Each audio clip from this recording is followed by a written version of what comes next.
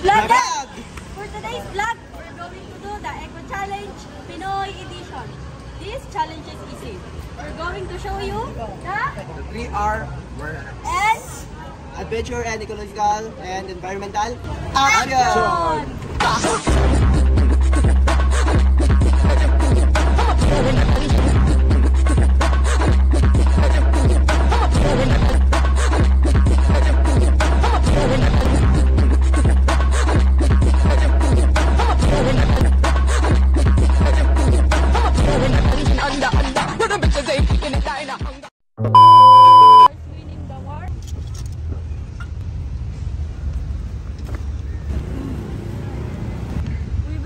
Right there.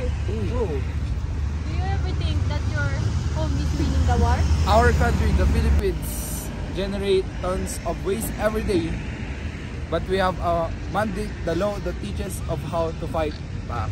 Yes, that's Republic 9512, Environmental Awareness and Education.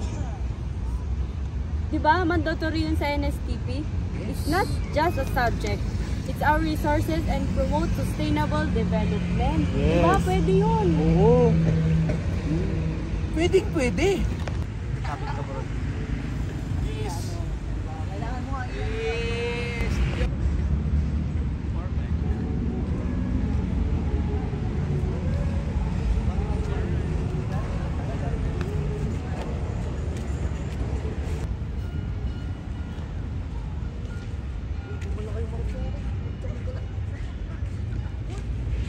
Our first challenge is simple. The 3R home audit. This is required by RA 9003, the Ecological Solid Waste Management Act. It says we must practice reduce, reuse, and recycle. Go. Yes, we will sort our waste for today in 3 categories. Una yung nabubulok. Pwede mga food pills, food scraps. Oo nga, pwedeng i-reuse and recycle din. Oo, kailangan din ng papers, bottles, and cardboard. So ano pa? I-reuse, recycle na natin. Our goal is to make this bin the smallest. Our challenge begin in 3, 2, 1.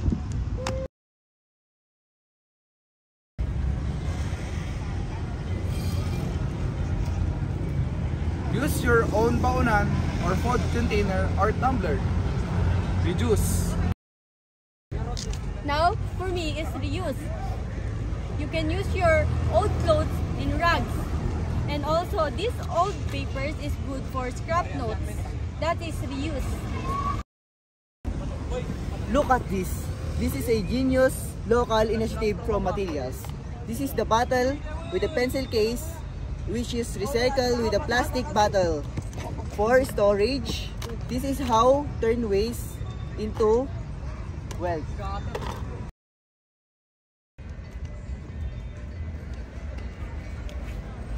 Oops, don't forget the power of nature. Climate change is real. It gives us the intense heat and bad floods. But siguro healthy rin yung tree, no? It gives cooling power of the 10 air conditioners. See? Environmental protection isn't hard kahit student ka pa. It's the law and it's the right thing to do. Yes. If your school or community has a tree planting project, that is a RA 9512. Join it! It's a great way to convert your CO2 into oxygen. The 3R Home Audit Challenge this week. Tag us and use the hashtag #RA9512 in action. Let's make our Earth a better place. Tara na! One is the loneliest number that you'll ever do. Two can be as bad as one. It's the loneliest number since the number one. One is the loneliest number that you'll